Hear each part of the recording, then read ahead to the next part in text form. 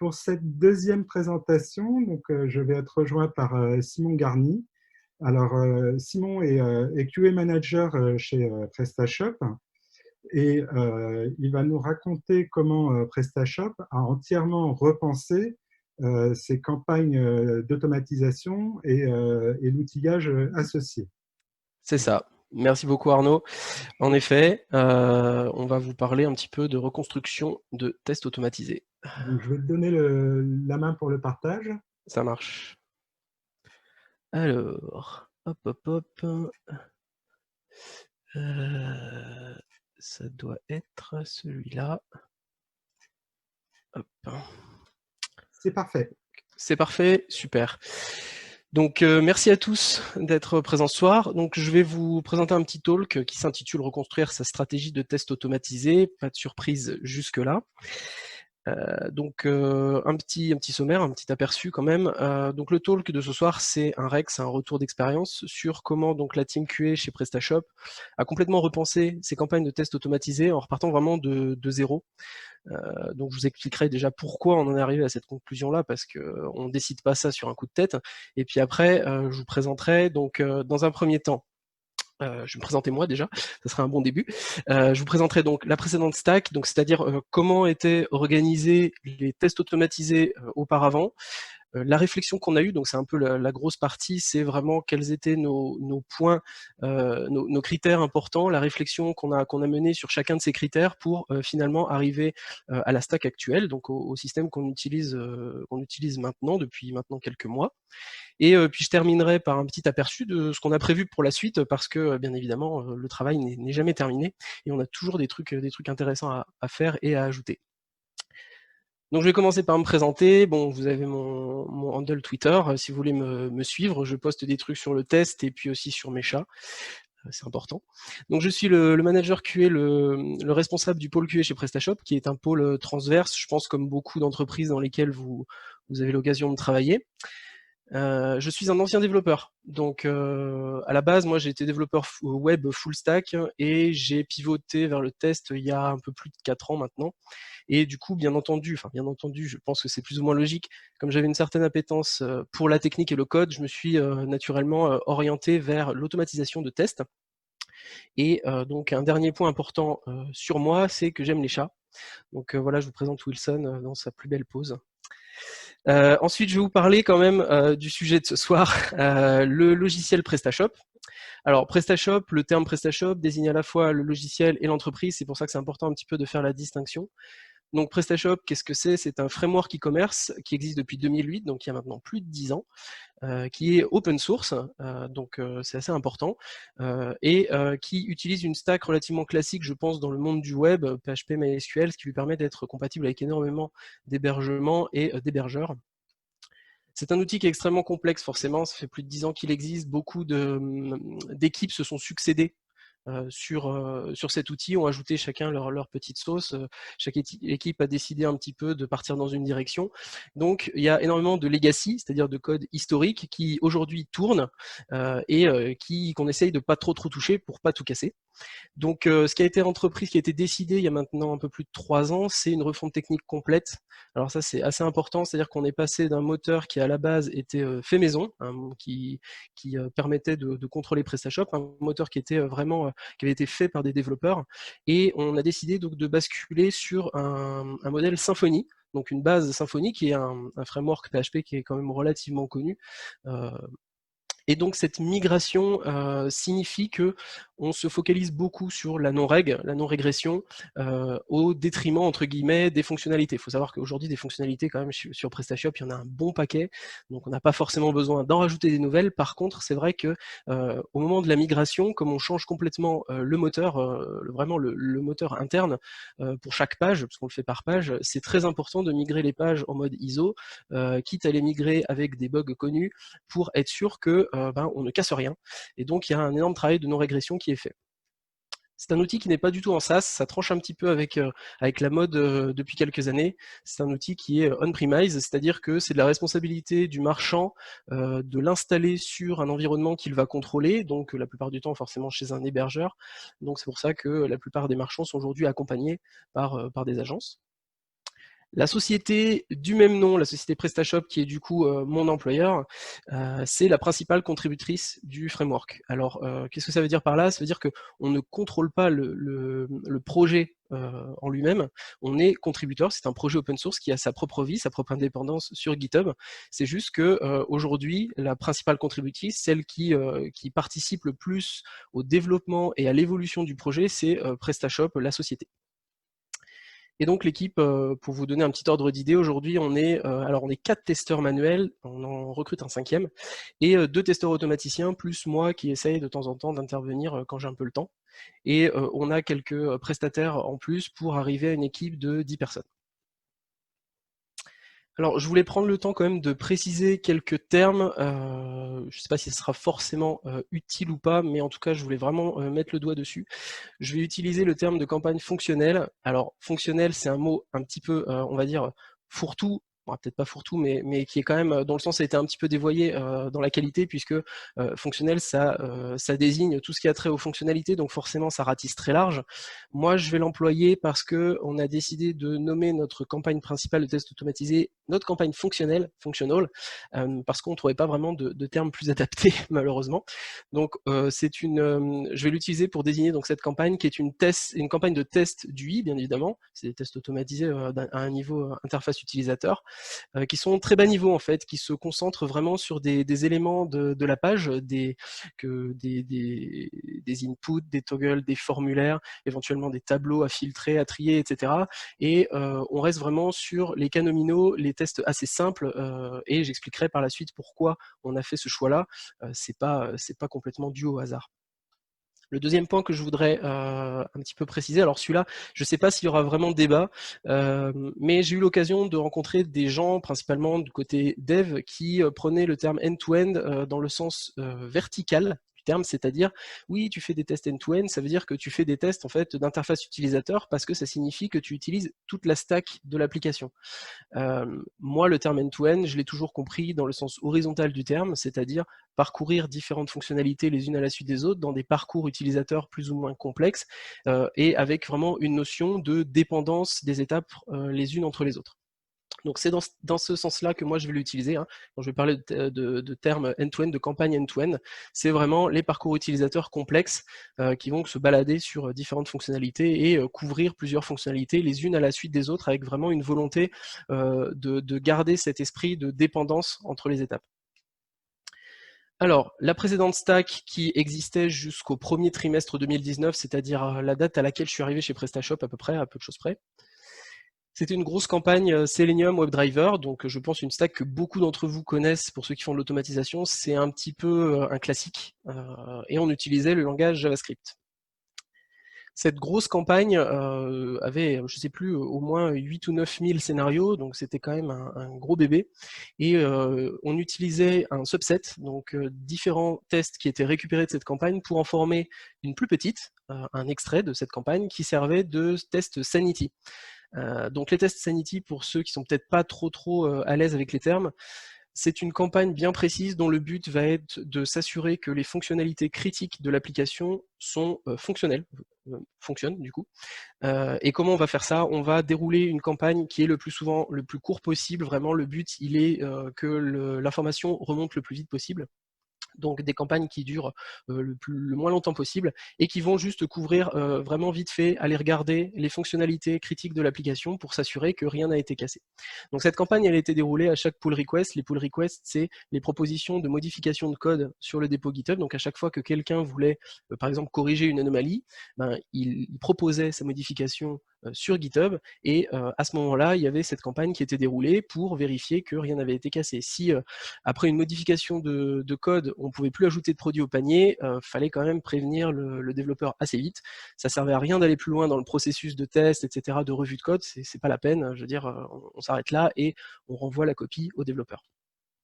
C'était une grosse campagne, comme je disais, 8000 cas de tests, donc vraiment monolithique, un gros pavé, pas de séparation des responsabilités. Alors, séparation des responsabilités, je pense que c'est un terme qui va parler à certains d'entre vous. Vous verrez sûrement où je veux en venir par la suite. C'est-à-dire qu'il n'y avait pas de séparation entre la logique de test et la logique de manipulation de page.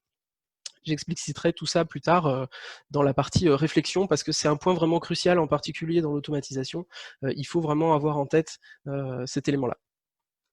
On avait un gros souci avec le headless. Alors le headless, ça consiste à dérouler des tests sur un navigateur qui n'a pas d'interface graphique. Donc le navigateur, il tourne, hein, c'est un vrai navigateur, mais qui ne fait pas de rendu graphique. Donc tout se passe en mémoire comme d'habitude, mais il n'y a pas de rendu graphique. À quoi ça sert? Ça sert en fait à pouvoir dérouler vos tests, par exemple, dans des environnements de CI. Dans des environnements de continuous integration qui vous permettent de dérouler vos tests, par exemple, sur du Google Cloud Platform, sur du Travis CI, sur de l'AWS, etc. Et c'est hyper intéressant parce que du coup, ça vous fait sauvegarder quand même pas mal de ressources système si vous n'avez pas besoin de faire un rendu graphique. On a un problème d'erreur aléatoire. Alors ça, je pense que c'est le pire ennemi de l'automaticien. C'est on lançait nos campagnes, on lançait la campagne une fois, on avait, je sais pas, 200 tests en erreur. On relance la campagne 1 heure plus tard et on en a 27 sans avoir rien touché au code. C'est le pire, les erreurs aléatoires, c'est les faux négatifs, c'est vraiment une catastrophe parce que ça signifie que vos tests ne sont pas fiables, que vos tests ne renvoient pas en fait une image, une snapshot de l'état réel du code à un instant T. On ne peut pas s'y fier, on ne peut pas se baser dessus pour prendre des décisions, et ça pour le coup c'est vraiment très problématique. Le scope de la campagne. Alors ça, le scope de la campagne, c'est un peu plus orienté, on va dire, test pur et pas automatisation. Cette campagne voulait un peu tout faire. Elle faisait un peu tout. Donc elle faisait une partie qui était fonctionnelle dans le terme que j'ai décrit avant, c'est-à-dire qui vérifiait qu'on pouvait saisir des données dans les champs, qu'on pouvait sauvegarder un formulaire, etc. Donc des choses vraiment très atomiques. Et à côté de ça, en plein milieu, hein, vraiment entre deux tests dans le même fichier, vous aviez des tests beaucoup plus complexes qui allaient se balader sur une autre page, qui allaient changer un paramètre, qui revenaient, qui allaient vérifier en front office que la modification avait bien été prise en compte, etc. Donc des tests complexes au milieu de tests très simples. Ça nous empêchait de pouvoir lancer soit l'un, soit l'autre. Ça nous empêchait aussi d'avoir un résultat qui soit fiable sur ce qui était réellement couvert. Et ça, pour le coup, c'est un vrai problème. L'avant-dernier souci, c'est le reporting. Le reporting se produisait sous la forme d'un fichier HTML qui était généré par notre automate de test et qui du coup était stocké sur un bucket GCP. Donc jusque-là, pas de problème, sauf que il était que stocké sur le bucket GCP, donc il fallait aller le chercher à la main, le rapatrier sur sa machine, l'ouvrir dans Chrome et puis se balader dans le résultat pour voir les informations précisément, au lieu de juste, il y a eu X tests échoués et X tests passés. Donc ça, couplé au fait que les erreurs étaient aléatoires, que le scope de la campagne était trop large, etc., faisait que du coup, on était arrivé à un point où ces tests n'étaient plus utilisés. Ils ne servaient plus à rien, plus personne n'allait regarder les tests, les résultats des tests tous les matins. Ça n'avait aucune valeur en fait. On était incapable d'en déduire quoi que ce soit en regardant les erreurs de la campagne. Et le dernier point qui est probablement, je pense, en tout cas à mon sens, le plus critique, c'est qu'on n'avait aucune documentation. Alors, documentation, je parle de documentation du code, c'est-à-dire on ne savait pas exactement ce qui se passait dans le code, il fallait aller fouiller à la main, il n'y avait pas de commentaires. Donc ça, pour ceux qui codent un peu, vous savez que normalement c'est un peu un red flag. On met des commentaires dans son code parce qu'on n'est pas le seul à travailler dessus. Et la deuxième documentation que l'on n'avait pas, c'était un détail des tests eux-mêmes, c'est-à-dire qu'on ne savait pas ce que les tests couvraient, on n'avait pas une idée claire de ce qui était testé dans cette campagne-là. C'était vraiment un problème, c'est-à-dire que si le produit ou les développeurs ou qui que ce soit d'autre d'ailleurs venaient nous voir en nous disant j'aimerais bien faire dérouler les tests de la campagne, de la partie commande de la campagne qui gère la page commande, est-ce que tout est couvert, qu'est-ce qui est couvert, qu'est-ce qui n'est pas couvert, qu'est-ce que je dois faire en plus manuellement, et on était là, écoute, je sais pas. Donc ça, pour le coup, c'est vraiment un gros souci. Ça casse un peu l'intérêt des tests automatisés. Alors, pour ceux qui sont un peu plus techniques, je voulais quand même vous montrer un petit exemple de ce qu'on avait dans cette code base.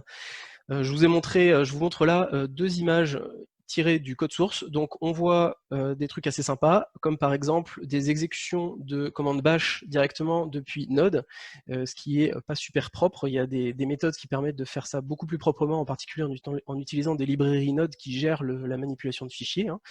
Vous voyez ici un console.log pour l'erreur. Pour ceux qui ne savent pas, tout ce qui est logué dans la console, c'est-à-dire dans la sortie standard, si vous n'avez pas prévu de le récupérer à la fin, c'est perdu quand votre container est détruit à la fin de l'exécution. Donc vous pourriez avoir une erreur et puis vous ne saurez jamais exactement ce qui s'est passé parce que le log est perdu. Le deuxième point qui est rigolo, celui-là c'est un classique, c'est un facile, c'est les temps d'attente, donc les pauses, avec des durées en dur. Donc là, on voit qu'il y a une pause de 3 secondes, en dessous, il y a une pause de 2 secondes. Ça, c'est un red flag monstrueux, c'est-à-dire que, bon, je pense que c'est assez clair, mais pour ceux qui ne savent pas, à partir du moment où vous mettez des pauses en dur, ça veut dire que votre script, il va attendre exactement 3 secondes.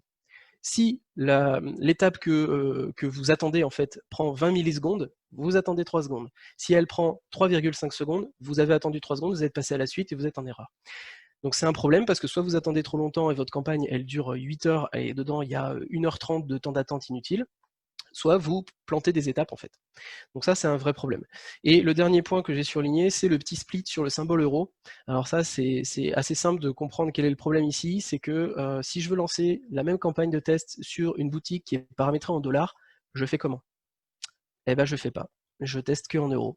Donc les données en dur, ça c'est toujours un vrai souci. Dans les bases de code d'automatisation, il faut faire extrêmement attention parce que soit vous pouvez vouloir utiliser vos scripts sur un autre environnement qui est paramétré différemment, donc typiquement là, changer la monnaie, soit ça peut être une modification qui apparaît à un moment ou à un autre lors du développement, qui change certaines formulations, certains textes, etc. Et si vous vous attendiez à un format et que c'est plus le même format, eh ben ça casse. Deuxième petit exemple, celui-là je l'aime beaucoup, la première image, donc là vous voyez encore une fois des identifiants de connexion pour le compte de démo qui sont en dur. Le jour où les identifiants pour ce compte de démo, ils changent, qu'est-ce qui se passe? Ça casse, il faut faire un chercher remplacer, c'est l'horreur, là c'est partout. Parce que là, le code que vous voyez là, c'est pas une méthode qui est appelée à chaque fois qu'on veut se connecter avec le compte de démo. Non, non, ça c'est le code du test. C'est la méthode test qui était un wrapper pour le hit de Mocha, pour ceux qui connaissent. Donc c'est vraiment le code du test, c'était vraiment le test lui-même.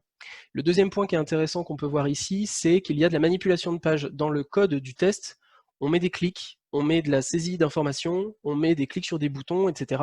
Alors ok, au moins les sélecteurs ne sont pas mis en dur, c'est déjà pas mal, mais ça veut dire que le jour où votre méthode de login, imaginons, je ne sais pas, que vous ajoutez une petite case à cocher qui sert de captcha, qui empêche du coup les gens de se connecter si c'est pas coché, bah vous faites comment? Eh ben vous allez éditer toute votre base de code et vous allez chercher partout tous les endroits où vous aviez tenté de vous connecter pour ajouter votre petite ligne de code. C'est absolument pas viable. Sur le long terme, c'est à s'arracher les cheveux.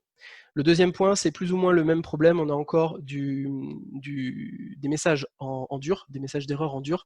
Pareil, si le message d'erreur est amené à changer, le upgrade process down, s'il est amené à changer pour une raison X ou Y, parce que souvent, la plupart du temps, ou en tout cas chez PrestaShop, le wording est géré par une personne du produit à part, un petit peu, enfin qui gère vraiment que ça, qui s'occupe que de ça. Ça veut dire que des fois, ça peut lui donner, elle peut avoir envie de, suite à des, je sais pas moi, des recos d'utilisateurs, de changer ce wording. Et si elle vous prévient pas, parce que en fait elle a forcément aucune raison de vous prévenir si vous lui avez pas dit, et ben votre Nightly elle casse le lendemain et puis vous savez pas pourquoi. Donc ça, c'est un petit exemple de tout ce que je viens de vous raconter. Ça, c'est un schéma, donc un graphe, qui vous présente les résultats des tests automatisés. Donc c'est juste la première partie. Hein. La deuxième partie, c'est quand on est passé sur le nouveau système, c'était pour faire un petit peu la différence. Mais sur la première partie, là, les barres qui sont à 8000 et quelques scénarios, ce qu'on peut voir déjà, c'est qu'il n'y a jamais le même nombre de tests échoués. Et là-dedans, il y a des exécutions le week-end, c'est-à-dire des exécutions où techniquement, il n'y avait pas de modification de code. Et pourtant, vous n'avez jamais 2 fois le même nombre d'erreurs.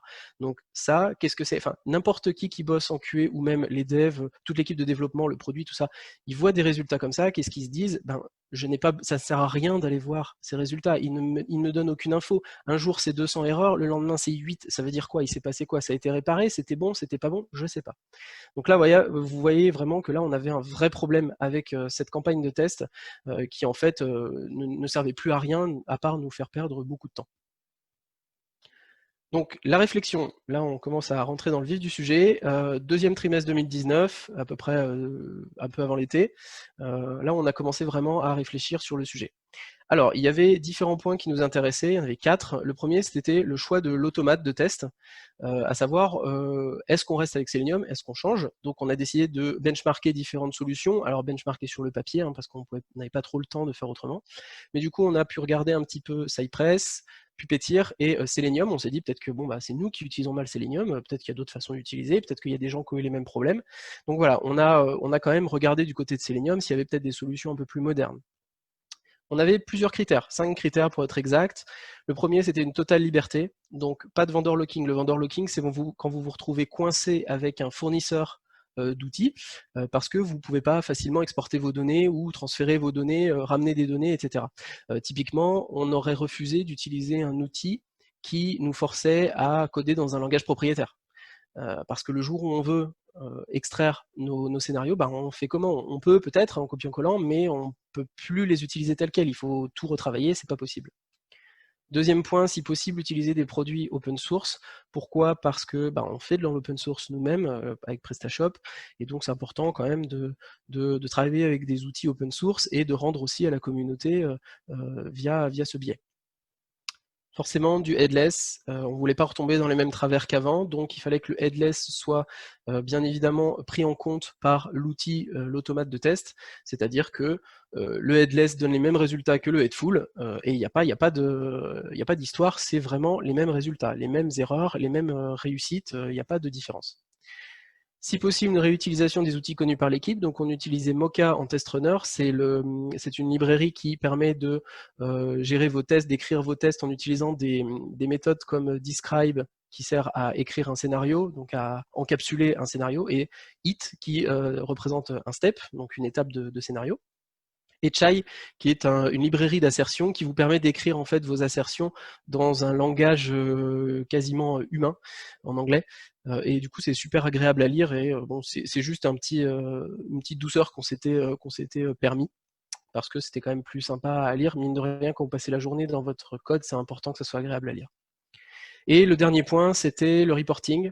On voulait avoir autre chose qu'un fichier HTML à aller récupérer à la main et à ouvrir sur nos machines. On voulait vraiment un outil centralisé qui nous permette de visualiser les résultats, éventuellement peut-être de faire des stats dessus, enfin de pousser le truc un peu plus loin.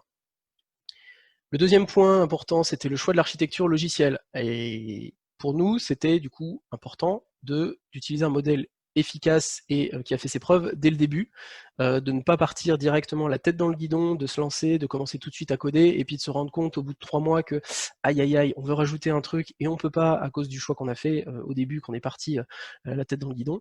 Donc on a décidé de faire un POC, un proof of concept, donc juste un petit exemple en fait, un petit exemple de code, sur un design pattern qui est connu. Je pense que beaucoup d'entre vous le connaissent, c'est bien entendu le Page Object Pattern, et c'est de ça dont je parlais tout à l'heure quand je parlais de séparation des responsabilités.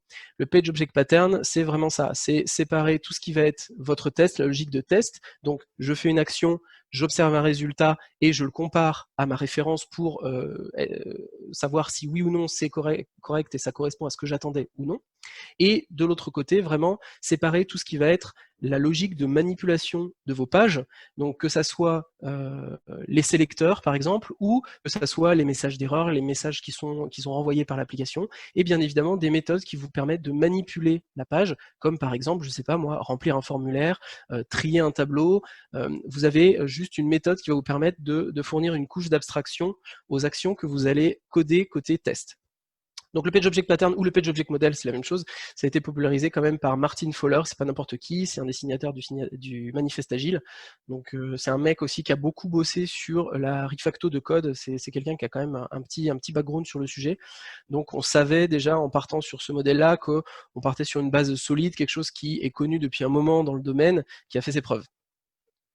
Et un autre point qui nous tenait à cœur sur cette architecture, c'était que ce soit possible d'en faire quelque chose pour la communauté, pas juste de l'utiliser pour nous, mais du coup de pouvoir l'ouvrir à la communauté et de pouvoir faire en sorte que ça soit utilisable par la communauté sous un format ou un autre. Ça nous avait été demandé parce que, étant donné que la société PrestaShop est la principale contributrice au projet PrestaShop, tout ce qu'on utilise devient un petit peu de facto un standard pour ceux qui travaillent avec PrestaShop, donc que ce soit des développeurs, des agences, etc. Et donc c'est important pour nous de fournir un outil qui soit propre et efficace et qui puisse servir à d'autres que nous.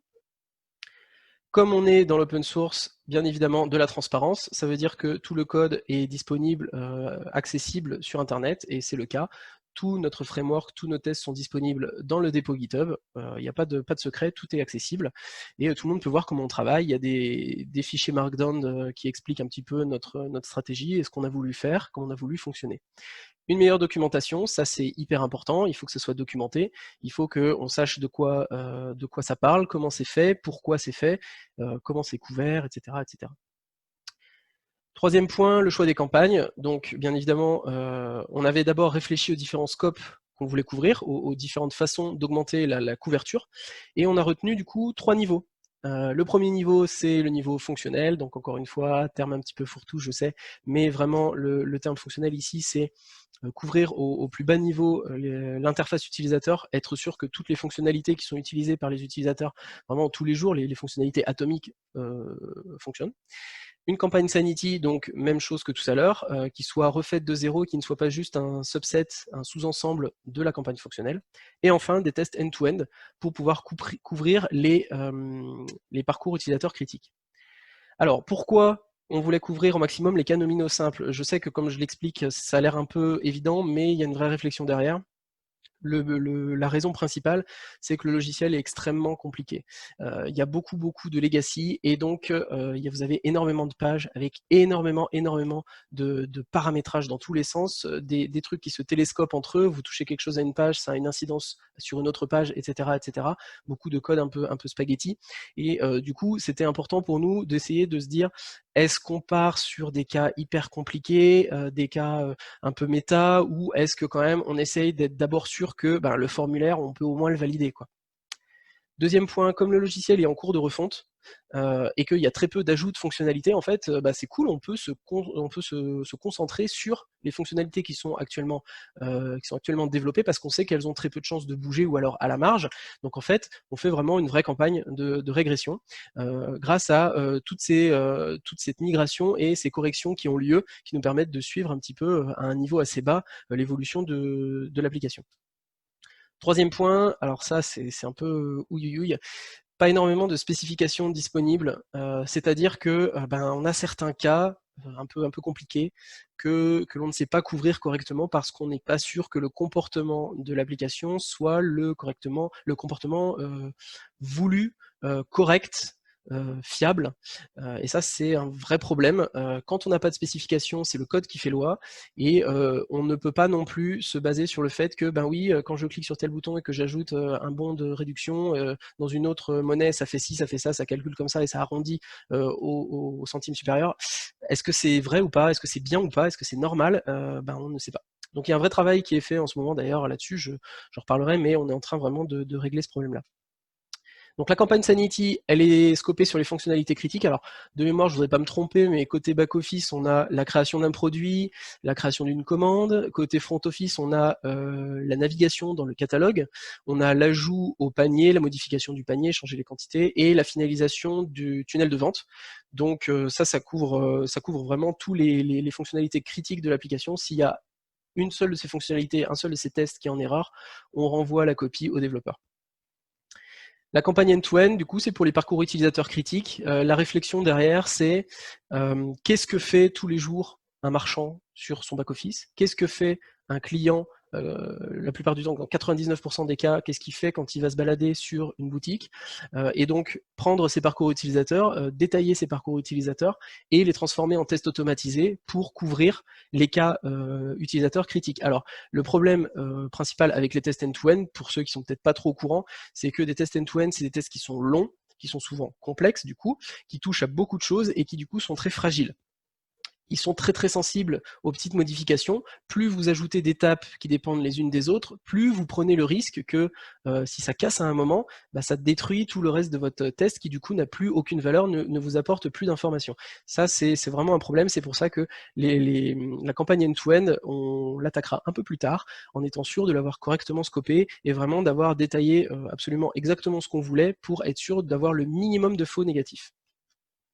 Le quatrième point, c'est les exécutions et le reporting. Donc l'exécution de la campagne toutes les nuits sur les branches actives, ça c'est dans l'idéal, c'est ce qu'on souhaiterait, c'est ce qu'on souhaitait avoir. Donc des nightly en fait, pour ceux qui connaissent, prendre le code de la journée, le code qui a été modifié le jour même, monter une boutique et puis dérouler les tests dessus et voir ce qui se passe. Les Sanity sont du coup exécutés sur chaque PR sur GitHub, ça on n'avait pas l'intention de le changer. Chaque pull request doit être testé.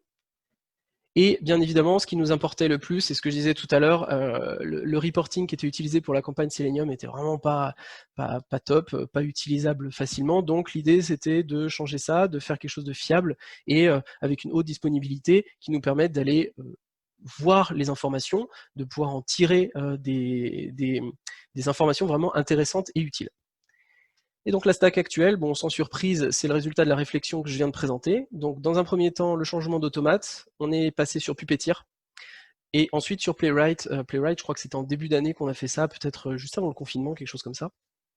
Donc ce sont des outils modernes, des automates modernes qui se sont d'abord concentrés sur Chromium. Playwright a ensuite poussé le truc un peu plus loin et supporte aujourd'hui Firefox et WebKit. Ce sont des outils qui sont backés par quand même des grands noms. Alors Puppeteer au début était backé par Google, après ils sont sortis.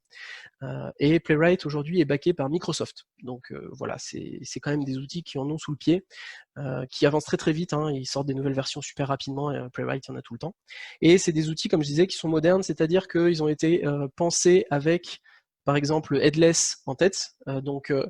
Si vous faites tourner vos campagnes sous Playwright en headless ou headful, vous avez les mêmes résultats, ça il n'y a pas de problème. C'est-à-dire que vous avez un fonctionnement qui est ISO, que ça soit sur une CI, sur Travis ou AWS, Google Cloud Platform, etc., ou sur Docker ou en local directement sur votre machine, vous avez les mêmes résultats et ça c'est hyper important. Bien évidemment, on a essayé de documenter au maximum. Donc, comme je disais, on a fourni des documents Markdown dans le code, dans le repo. On a commenté notre code, ça c'est hyper important, moi j'y tiens. Et tout a été, bien sûr, détaillé dans un outil de management de test qui s'appelle TestRail. Je pense qu'il y en a pas mal parmi vous qui le connaissent. C'est quand même un outil qui est pas mal connu dans le milieu. Et ça nous permet en fait d'avoir notre campagne qui a été entièrement écrite. Donc tout a été détaillé, tous les cas de test de toutes les fonctionnalités ont été détaillés, ça nous a pris pas mal de temps. Et petit à petit, on automatise les tests là-dedans. Donc ça nous permet d'avoir en fait une vue de l'avancement de l'automatisation, de l'avancement de la couverture, et de pouvoir synchroniser avec les testeurs manuels. Donc le design pattern, le page object model qu'on a décidé d'utiliser et qui nous permet d'avoir un outil qui est maintenable, qui tient bien, qui avance bien, sur lequel on peut vraiment travailler et itérer. Et des campagnes qui sont correctement scopées, donc c'est celle que j'ai présentée, on a décidé de partir sur ces trois-là. La campagne de Sanity qui a été la première qu'on a mise en place pour voir un petit peu comment ça marchait, et après on a avancé sur la campagne fonctionnelle, on a avancé petit à petit à ajouter des scénarios. Le dernier point, c'est le reporting. Donc on a développé un outil pour l'occasion, c'est moi qui l'ai fait, oui. Et il est disponible, il est public sur nightly.prestashop.com. Alors j'ai pas fait le front, j'ai fait juste le back, j'ai fait juste l'API. J'étais pas un dev orienté front, c'est un collègue qui a fait la partie front sur une petite appli vue. Mais ça nous permet de stocker les résultats toutes les nuits, après chaque exécution, et de pouvoir naviguer parmi ces résultats de façon un peu plus agréable, de pouvoir faire des petits graphes, et puis on est en train de jouer un petit peu avec ces données-là, ça va nous permettre de sortir des stats assez intéressantes, en particulier parce qu'on a prévu d'identifier tous les tests de façon unique, donc on est capable de voir un petit peu par exemple la variance entre différentes exécutions, est-ce qu'on a des zones qui cassent plus souvent que d'autres, etc. On va pouvoir s'amuser et faire plein de trucs super rigolos avec ces données. Moi j'aime beaucoup travailler avec la donnée. Donc je voulais vous montrer un exemple du page object pattern quand même. Donc là je vous ai mis une petite capture d'écran de la page orders, donc c'est commandes. On parle beaucoup en anglais, donc je vais peut-être utiliser orders à la place de commandes. Mais bon, c'est la page de listing des commandes dans le back-office. Donc vous êtes un marchand et c'est vos commandes, les gens qui ont commandé sur votre boutique. Et donc vous voyez que bon, c'est tout simple, hein, c'est un tableau avec des champs au-dessus qui permettent de filtrer et de trier avec les petites flèches, suivant les champs que vous choisissez en fonction de la colonne qui vous intéresse. Bon, c'est pas un truc hyper complexe. Et voilà donc l'implémentation d'un test qui utilise cette page-là, qui va travailler sur cette page-là. Donc à gauche, vous avez le test, donc le code du test, et vous voyez que effectivement les étapes de test sont extrêmement simples. Il n'y a pas de complexité, c'est quelques lignes à chaque fois. Donc là, je vous ai mis juste un exemple avec 2 étapes, mais il faut vous imaginer que le reste est à l'avenant. Ça nous permet du coup de vraiment d'avoir une abstraction quand on lit nos tests, de pouvoir vraiment lire le code et de comprendre ce qui se passe sans scroller sur 30 lignes en étant pollué par des clics sur tel champ, des saisies, etc., etc. Là, vraiment, on a des appels à des méthodes et des assertions derrière pour vérifier que le résultat obtenu est conforme au résultat attendu. Et à droite, vous avez donc l'implémentation de la méthode filter orders qui est utilisée à gauche, qui permet de filtrer le tableau qu'on a vu juste avant en fonction d'un des champs du dessus. Donc il suffit de lui donner le champ sur lequel on veut travailler, le type de champ, et par quoi on veut filtrer. Donc là, par exemple, vous voyez qu'à gauche, le dernier argument de la méthode, c'est defaultAccount.lastName. En fait, on n'a plus de valeur en dur. Vous vous souvenez tout à l'heure des champs qui étaient en dur dans la campagne Selenium, on n'a plus ça, c'est fini. Maintenant, tout ce qui est données de démos, données qui sont installées par défaut quand vous installez un PrestaShop, ça a été sorti dans des fichiers. Le jour où ces données de démo changent pour une raison X ou Y, que le compte par défaut ne s'appelle plus John Doe, mais s'appelle Jane Doe, on aura juste à changer à cet endroit-là, on n'aura pas besoin d'aller se balader dans l'intégralité de notre code.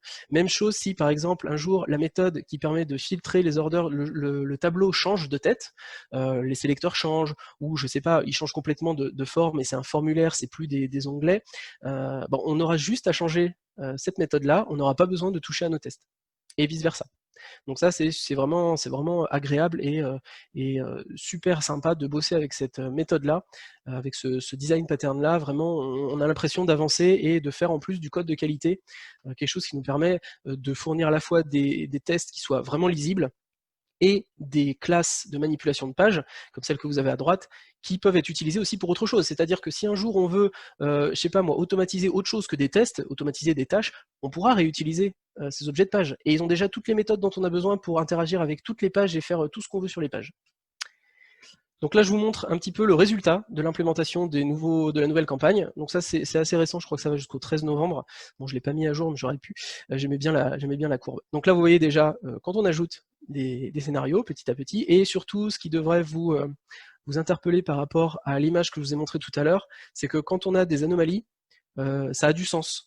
C'est-à-dire qu'au début, par exemple, vous voyez, on a des erreurs pendant, je sais pas, à peu près une petite semaine, une grosse semaine. C'est tout le temps le même nombre d'erreurs. Ça veut dire que c'est tout le temps la même chose qui est en erreur. Les mêmes tests qui tombent en erreur. On n'a pas des résultats aléatoires d'un jour à l'autre. On a quelque chose qui est vraiment fiable et stable. Et ça, forcément, ça veut dire qu'on peut avoir confiance dans nos tests, que les résultats qu'ils nous renvoient sont stables et sont fiables, et que du coup, quand on a des erreurs, ça vaut le coup d'aller regarder. Alors, avant qu'on me fasse la réflexion sur les deux grosses barres rouges, ça c'est Composer qui a changé sa version par défaut de la V1 à la V2 un vendredi, et du coup ça c'est les deux exécutions du samedi et du dimanche qui ont complètement planté parce que du coup PrestaShop ne s'installait pas parce que Composer était en erreur. Voilà, bon ça c'est pour la petite anecdote. Donc ensuite, qu'avons-nous prévu pour la suite? Qu'est-ce qu'on a prévu de faire? Donc, à venir, forcément, des refactos régulières. On travaille vraiment beaucoup sur ce framework, à la fois parce que on l'utilise nous, et aussi parce que forcément, tout est public, donc on ne peut pas se permettre de faire n'importe quoi. C'est pour la petite anecdote. Donc notre framework est vraiment en amélioration continue. Deuxième point, on a créé une librairie qui permet d'abstraire l'appel à ces classes qui permettent de manipuler vos pages en fonction de la version de PrestaShop.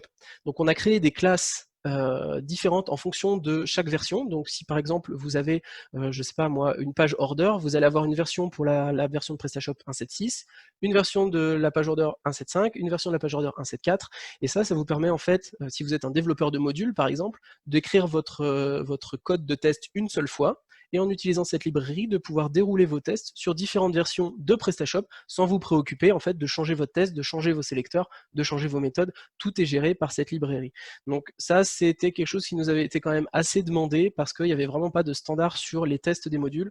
Donc voilà, on a essayé de faire quelque chose dans cette veine-là.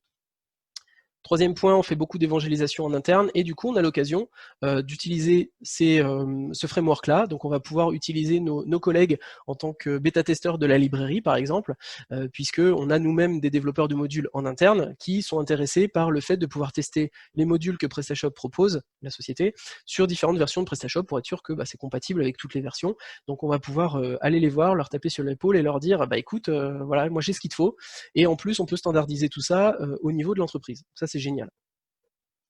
On a prévu d'intégrer des tests de performance. Alors, PrestaShop n'est pas un outil en SaaS, donc on pourrait se dire, la performance, on s'en fiche un peu, mais c'est quand même important parce que PrestaShop fait fonctionner des boutiques avec des catalogues assez monstrueux pour certains, avec des millions de produits, avec des milliers d'utilisateurs simultanés. Donc c'est important quand même pour nous de suivre au moins de loin l'évolution de la performance, donc d'avoir un indice, on va dire, que l'on relance de temps en temps pour pouvoir essayer d'attraper si jamais on a, je sais pas, des drops de performance sur une page suite à une migration. Il faudrait pouvoir l'attraper avant que ça parte en production, que ça parte sur une nouvelle version, parce que là, si jamais il y a une grosse boutique qui déploie la mise à jour, il y a moyen qu'ils ne soient pas super contents s'ils prennent 30% dans la figure sur l'affichage des produits, par exemple.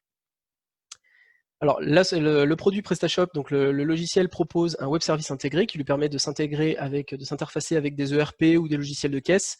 C'est un web service vraiment à part aujourd'hui, et du coup c'est important pour nous d'essayer un petit peu de suivre ce qui se passe et de le tester, donc avec un outil comme Postman par exemple, je sais pas, on regardera quand on arrivera là. Mais c'est prévu en tout cas de faire des tests de web service, donc de basculer sur des tests non fonctionnels, d'automatiser des tests non fonctionnels. Pour finir, le multi-browser. Donc le multi-browser, aujourd'hui c'est un petit peu un nice to have pour nous, puisque on supporte Chromium et Chrome, ce qui quand même représente une bonne part des navigateurs aujourd'hui. Et il faut aussi savoir qu'on est un petit peu responsable, entre guillemets, que de la mode marche du thème du back-office, le thème du front-office étant souvent modifié, customisé par des agences qui vont forcément pas garder le thème de base, mais faire un thème à la couleur de leurs clients, du marchand. Donc c'est à ce moment-là en fait que la compatibilité sera peut-être plus gérée. Donc nous on s'y intéresse un petit peu moins, mais c'est quand même quelque chose qui nous importe, et on a aussi choisi notre automate de test un petit peu pour ça, puisque Playwright a une couverture plus étendue que Puppeteer. Puppeteer aujourd'hui ne supporte que Chromium et un petit peu Firefox, mais bon, coup-ci coup-ça. Là où effectivement, comme je disais tout à l'heure, Playwright supporte Chromium, Firefox et WebKit. Et j'en ai terminé. Alors j'espère que je ne suis pas allé trop vite. Je sais que je bombarde, je vois qu'il y a 14 questions et j'ai très peur. Donc voilà, j'en ai terminé. Une petite photo de mon chat. Si vous avez des questions, des remarques, n'hésitez pas. Je vais ouvrir du coup le chat et puis regarder un petit peu ce que ça dit. Un grand merci. Je vais prendre le relais si tu veux. Un grand merci, c'était vraiment super didactique. On a effectivement pas mal de questions, donc on a un petit moment pour les aborder. Yes. Pour tout le monde d'ailleurs, n'hésitez pas à voter pour les questions, ça permet de les faire remonter. Ouais. Et je vais démarrer tout de suite avec notre top question. Qui vient de passer. J'ai vu, oui. La suivante. Avez-vous pensé au BDD, Cucumber? Vous en pensez quoi? Alors, c'est une bonne question. Moi, Cucumber, j'ai eu l'occasion de l'utiliser dans un autre projet avant d'arriver chez Presta. J'en ai pas gardé un super souvenir, en particulier parce que la problématique que j'ai rencontrée avec le Gherkin, c'est que ça nous vend, entre guillemets, une facilité de rédaction des tests par des gens autres que les automates, en particulier le PO, le produit.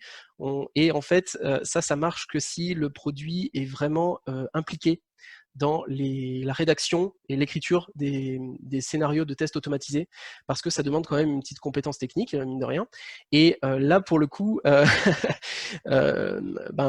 c'est pas le cas, ça se passe pas bien du tout, parce que du coup, on rajoute en fait une couche supplémentaire à gérer par les automaticiens, qui consiste à contrôler à la fois donc l'implémentation des phrases et la gestion du dictionnaire de phrases Gherkin.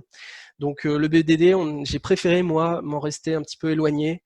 Et puis donc on avait la problématique aussi que le métier PrestaShop est extrêmement complexe, très très large, il y a beaucoup de choses, et j'avais un peu peur qu'on se retrouve avec des dictionnaires qui soient monstrueux. Bon après c'est un peu la logique de Cucumber et du Gherkin en général, mais voilà, j'ai préféré ne pas utiliser tout ce qui était Gherkin et en rester un peu loin pour ce projet-là, en tout cas sur des projets plus simples avec peut-être moins de métiers un peu moins complexes, ça peut s'envisager, mais pour PrestaShop, j'ai préféré éviter. C'est très clair, merci. Question suivante. Qui aujourd'hui automatise les tests chez vous? Seulement les automaticiens, ou est-ce que les devs contribuent? Alors, pour ce qui concerne les tests dont on a parlé aujourd'hui, donc la campagne de tests fonctionnels, les Sanity, la campagne end-to-end, etc., c'est uniquement les automaticiens, donc ils sont deux là-dessus, Nesrine et Boubker, coucou, je sais qu'ils me regardent. Par contre, c'est vrai qu'on n'est pas les seuls responsables de la qualité. C'est-à-dire que les développeurs sont, chez PrestaShop en tout cas, constituent une équipe de développement assez senior qui sont très sensibles à la problématique de qualité, et donc ils travaillent énormément sur tout ce qui est test unitaire et test d'intégration. Donc test unitaire en PHP Unit et test d'intégration avec Biat, qui d'ailleurs est une implémentation du Gherkin. Ils ont choisi leur truc, moi je fais ce qu'ils veulent. Mais effectivement, les devs participent beaucoup à l'amélioration de la qualité en proposant du coup leur campagne de test unitaire et d'intégration sur les pull requests, donc au même niveau que nos Sanity. D'accord. Alors, la question suivante est, quelle est la meilleure façon de gérer les jeux de données? Classe dédiée, fichiers, sous quel format? Alors, nous, on utilise JavaScript, donc on utilise tout simplement des objets JavaScript qu'on va importer, qui sont donc des dictionnaires tout simples, clés-valeurs. La plupart du temps, ça nous suffit largement pour décrire les objets dont on va avoir besoin. Donc, pour tout ce qui va être création à la volée d'objets, par exemple, créer des produits, créer des customers, etc., où il y a besoin peut-être d'un peu de variance, on va utiliser Faker en complément pour nous faire des noms aléatoires, des adresses email aléatoires, etc.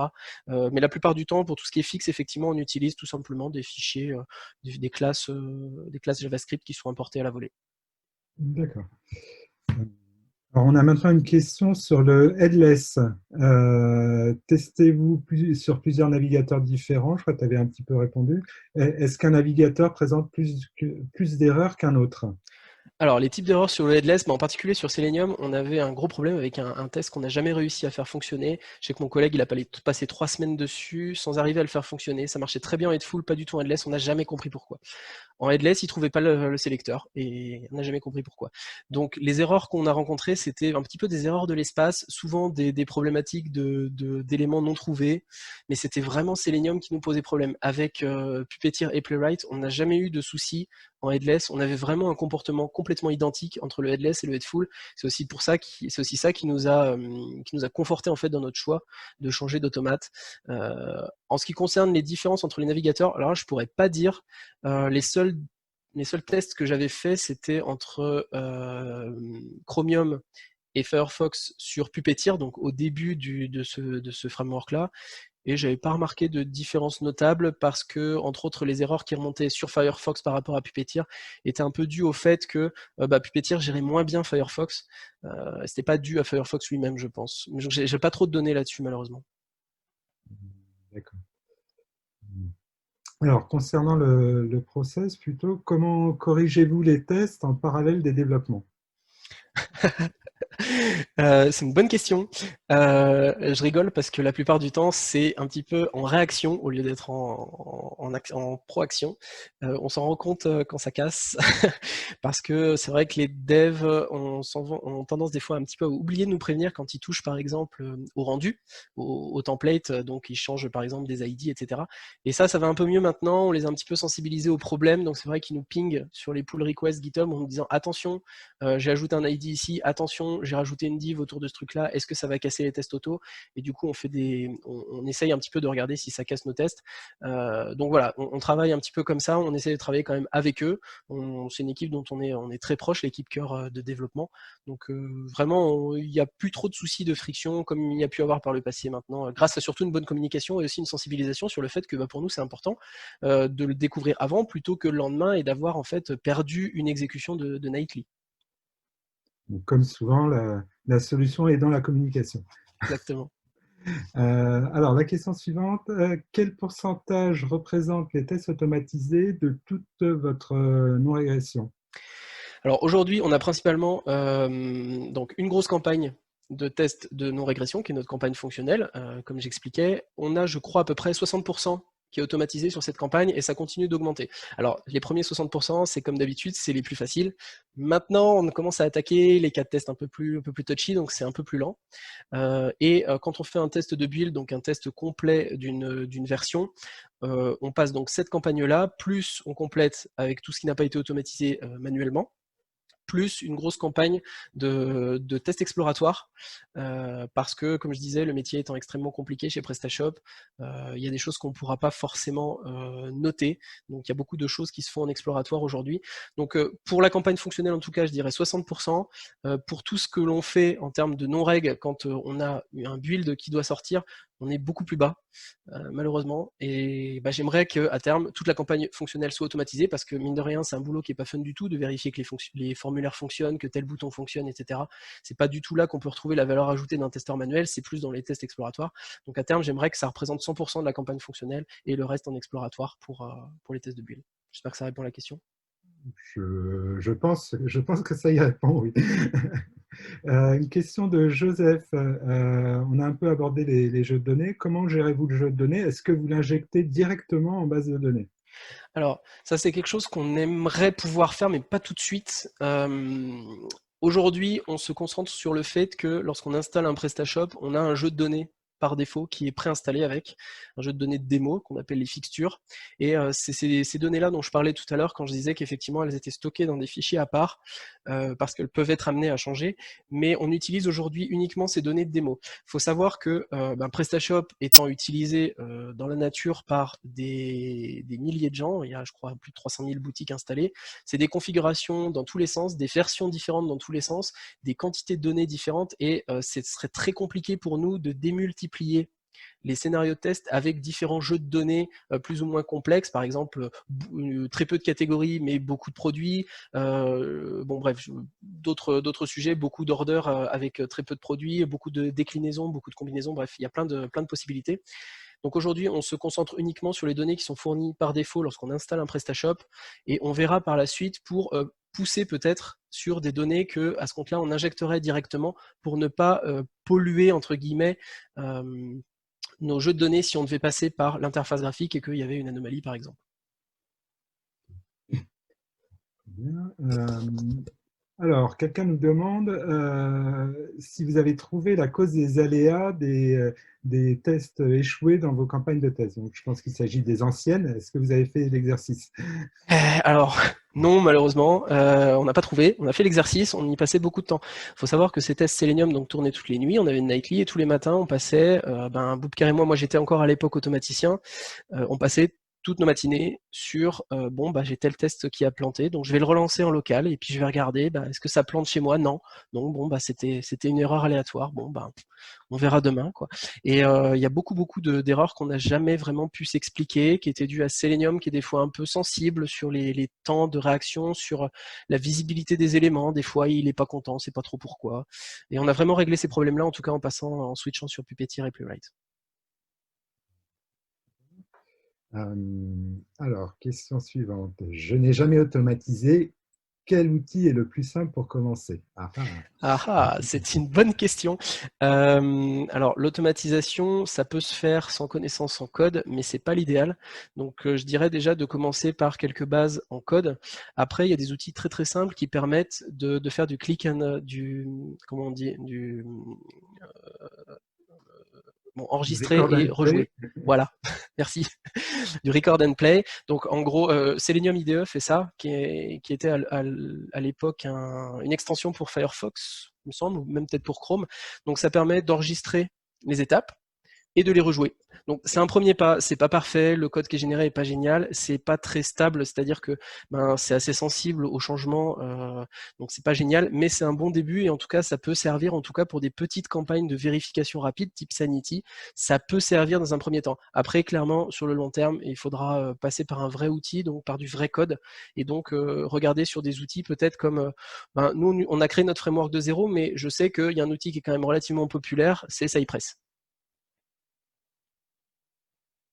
D'accord.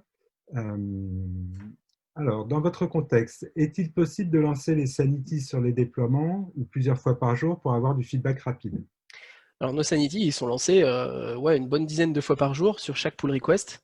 Le but des Sanity, ça va vraiment être de valider la pull request elle-même, le comportement de ce qui a été amené par le développeur. Le développeur, il a corrigé une anomalie en changeant du code, et donc on veut vérifier qu'on n'a pas d'effet de bord sur les fonctionnalités critiques de PrestaShop.